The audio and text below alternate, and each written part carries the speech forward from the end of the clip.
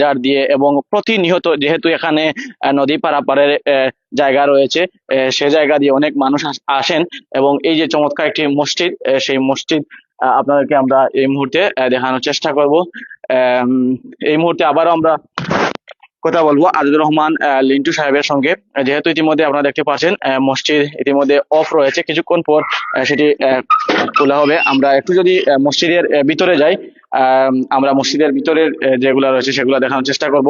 আমরা এই মুহূর্তে আবারও কথা বলবো আজিজুর রহমান লিন্টু সাহেবের সঙ্গে। বিশেষ করে এই যে মসজিদ রয়েছে, খুবই দরকারি একটি প্লেস। যখন অনেক মানুষের সমাগম ঘটে তখন সেখানে একটা মসজিদ প্রয়োজন। যেহেতু মহান আল্লাহ পাক রব্বুল আলামিন 5 ওয়াক্ত ফরজ নামাজ রয়েছে, এই 5 ওয়াক্ত ফরজ নামাজ আসলে আমাদের পড়তেই হবে এবং সেখান থেকে আসলে এই মসজিদ নির্মাণ। আপনাদের যেহেতু অনেক মানুষের সমাগম ঘটে, এই মসজিদ সম্পর্কে যদি আপনি কিছু কথা তুলে ধরেন। এই মসজিদ করেছিলাম 5 থেকে 6 বছর আগে। ছোট্ট একটা মসজিদ ছিল ওইখানে। এবং আরেকটা জিনিস, কি উদ্দেশ্য নিয়ে আপনারা এই মসজিদ নির্মাণ করেন? এই মসজিদ উদ্দেশ্যটা হচ্ছে মানুষের ইমান, আখলাক আখলাক সহি করার জন্য। ওইখানে এই মসজিদ যখন প্রতিষ্ঠা করি তখন আমাদের একটাই উদ্দেশ্য ছিল যে সহি আকীদা মানুষকে শেখানো। এখন এই এলাকাতে কুসংস্কারে ভরে গেছে। কুসংস্কার থেকে মানুষকে মুক্ত করার জন্য এই মসজিদ প্রতিষ্ঠিত হয়েছে। এই মান শিরিক বিদআত থেকে মানুষকে মুক্ত করার জন্য এই মসজিদ প্রতিষ্ঠিত হয়েছে। এই মসজিদ করতে গিয়ে অনেক ঝামেলা পোহাতে হয়েছে, অনেক ঝামেলা হয়েছে, অনেক অনেক কিছু হয়েছে। তাই এই মসজিদ আল্লাহর ঘর, আল্লাহ সাহায্য করেছেন, এর জন্য এই মসজিদ করতে পেরেছি, এই মসজিদ করতে পেরেছি। এই মসজিদ করতে গিয়ে আমি লন্ডনে অনেক মানুষের দ্বারে দ্বারে কাছে কাছে গিয়েছি, রাস্তার মধ্যে গিয়েছি, মানুষের কাছ থেকে অনেক মানুষ হেল্প করেছে এই মসজিদে। কিন্তু এই মসজিদ করতে গিয়ে অনেক মানুষ বাধাও দিয়েছে আমাকে, কারণ ওইখানে কোনো কুসংস্কার নেই, কোনো বিদাত্তিক কোনো কার্যকলাপ নেই। যা ওই মসজিদে হয় তা হচ্ছে কোরআন এবং সহি হাদিস নিয়ে এই মসজিদে সব কিছু কার্যকলাপ চলে। ওইখানে অনেক বড় বড় শেখ আসেন। শেখ এসে এভরি ফ্রাইডে খুতবা দেন। খুতবা দেন শুধু কোরআন হাদিস নিয়েই খুতবা দেন। এই মানুষের সামাজিক কিভাবে পরিবর্তন করা যায় এই নিয়ে তারা ওইখানে খুতবা দেন, আর কিছুই নয়। একটা কথাই, কিচ্ছা কাহিনী বাজে কোনো কথা ওই মসজিদে হয় নাই, ইনশাআল্লাহ কোনোদিন হবেও না, আমরা যতদিন বেঁচে থাকবো। আমরা মানুষকে নমাজের দিকে ডাকি, কল্যাণের দিকে ডাকি, আমরা মানুষকে আল্লাহর দিকে ডাকি। কোনো পীর বাবা, খাজা বাবা, গাজা বাবার দিকে আমরা ডাকি নাই, আমরা কোনো বড় হুজুর ছোট হুজুরের দিকে ডাকি নাই, আমরা শুধু ডাকি আল্লাহর দিকে। আল্লাহ এবং নবীর তরিকা মতো আপনারা জীবনযাপন করুন, তখন আমাদের দুনিয়াতেও শান্তি, আখেরাতেও শান্তি হবে। আপনারা এই মসজিদে এসে খুতবা শুনে ইমানের স্বাদটা গ্রহণ করেন, ইমানের স্বাদটা গ্রহণ করেন। অনেক মানুষ অনেক কিছু বলে আমাদেরকে, আমাদেরকে বলে, কেউ কেউ বলে লামাযাবি, কেউ কেউ বলে আমরা ইহুদির দালাল। কিন্তু আপনারা আসেন, আসে খুতবা শুনেন, দেখেন আমরা ইহুদির দালাল না আমরা লামাযাবি না আমরা মাযাবি, দেখেন, দেখে এসে আপনারা যাচাই বাছাই করেন। আল্লাহ তাআলা আপনাদের জ্ঞানের কথা প্রশ্ন করবেন কিয়ামতের দিন। আমাদের বিবেকের কথা, বিবেক দিয়ে চিন্তা করেন কোনটা সত্য কোনটা মিথ্যা। আমরা তো বলতেছি না আমাদের দিকে আসো। আমার ভাই একজন ঢাকাতে থাকেন, আমার চাচাতো ভাই শামীম ভাই, উনি এই মসজিদের জন্য অনেক চেষ্টা করেছেন, অনেক কিছু করছেন এবং করেছেন। উনি আমরা হচ্ছি এই এলাকার সন্তান, আমরা তো কেউ খারাপ চাই না, আমরা সবাই কল্যাণ চাই, আমরা সবাই কল্যাণ চাই। কিন্তু আমাদের কথা না শুনে আমাদের উপরে অনেক বদনাম হয়েছে, অনেক কিছু হয়েছে, আমরা কিছু মনে করি নাই।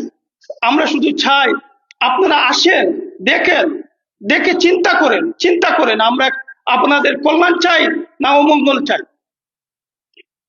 অনেক দূর দূর থেকে এসে ওইখানে এসে এই ওয়াজ মাহফিল করে পয়সা নিয়ে চলে যাইতেছে, কিন্তু আমরা হচ্ছে আপনাদের আপন ভাই, আপন কেউ চাচা, কেউ বাতিজা, কেউ কেউ আমাদের রক্তের। আমরা তো কেউ খারাপই চাই না, সবার ভালোই চাই।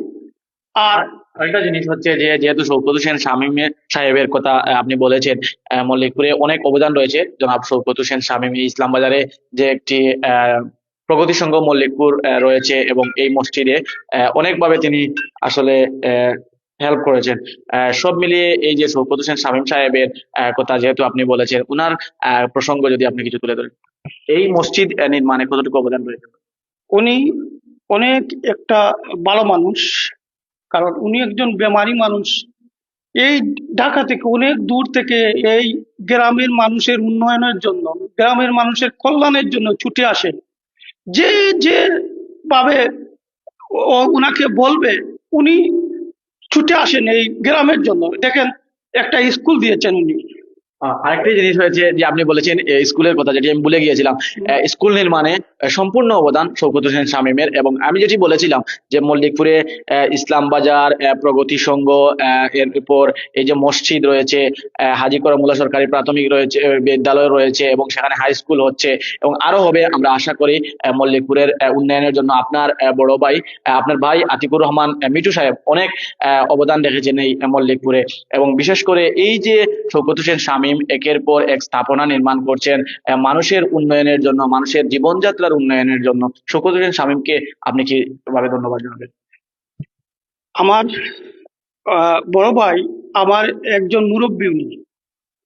উনি আমার এই যখন এই মসজিদ করি, উনি আমাকে সম্পূর্ণভাবে হেল্প করেছেন। উনার যদি হেল্প না থাকতো তো এই মসজিদ এত বড় হতো না। উনি যত কিছু আছে সব কিছু, সব ভালো কাজ, কল্যাণ কাজ উনি উনি করার জন্য খুব আগ্রহ, খুব আগ্রহ এবং খুব উনি 100% সব জিনিসে দেন। উনি 100% সব জিনিসে দেন। উনি দেখেন এই মল্লিকপুরের জন্য কত কিছু করেছেন, স্কুল দিয়েছেন, হাই স্কুল দিয়েছেন। তারপরে এই যে কোনো যে কোনো মানুষের প্রবলেম হয়েছে উনাকে পাওয়া যায়, প্রথমই উনি আসেন। উনি আতিকুর রহমান মিটুর কথা বলে তো আর শেষ করতে পারবো না আমি। আমার ভাই এই বলে আমি বলতেছি না, উনার নিজের ফ্যামিলিকে যতটুকু সময় দেন না, অতটুকু এই মানুষের কল্যাণের জন্য সময় দেন। উনি উনি এরকম মানুষ। মানুষের যখন ঝগড়া হয়, এক ভাই ভাই ঝগড়া হয়, উনি গিয়ে থানাতে কেস হতো, অনেক পয়সা অনেক মানুষের চলে যেত, কিন্তু উনি উনি গিয়ে সমাধান করে দেন। ওকে, ধন্যবাদ। ধন্যবাদ জানাচ্ছি। অনেক তথ্য আমরা জানতে পারলাম আজাদুর রহমান লিন্টুর কাছ থেকে, যেহেতু অনেক সময় লাইভ হয়ে গিয়েছে এবং এই যে ইসলাম বাজার কিভাবে প্রতিষ্ঠিত হলো এবং কি কি সুবিধা রয়েছে এখানে, এই সম্পর্কে আমরা জানলাম। ইসলাম বাজারে যার নামে প্রতিষ্ঠিত হয়েছে এই ইসলাম বাজার, ওনার ছোট ছেলে আজাদুর রহমান লিন্টুর কাছ থেকে, যিনি একজন লন্ডন প্রবাসী, একজন প্রবাসী রেমিটেন্স যোদ্ধা, ওনার কাছ থেকে আমরা বিস্তারিত তথ্য জেনেছি। ভালো থাকবেন, সুস্থ থাকবেন, আবারও আপনাদের সঙ্গে দেখা হবে। এবং শেষ মুহূর্তে ভিউয়ার্স যারা রয়েছেন, অডিয়েন্স যারা রয়েছেন, তাদের উদ্দেশ্যে যদি কিছু বলেন। সম্মানিত বিয়াস, আপনাদেরকে অনেক ধন্যবাদ আমাদের এই প্রোগ্রামটা দেখার জন্য। আপনাদেরকে কল্যাণ কামনা করে আমি আমার এই বক্তব্য শেষ করছি। আসসালামু আলাইকুম, আল্লাহ হাফিজ। ধন্যবাদ। টাইমস অফ সিলেট থেকে আপনাদের সঙ্গে ছিলাম জহিরুল ইসলাম শিহাব। আসসালামু আলাইকুম।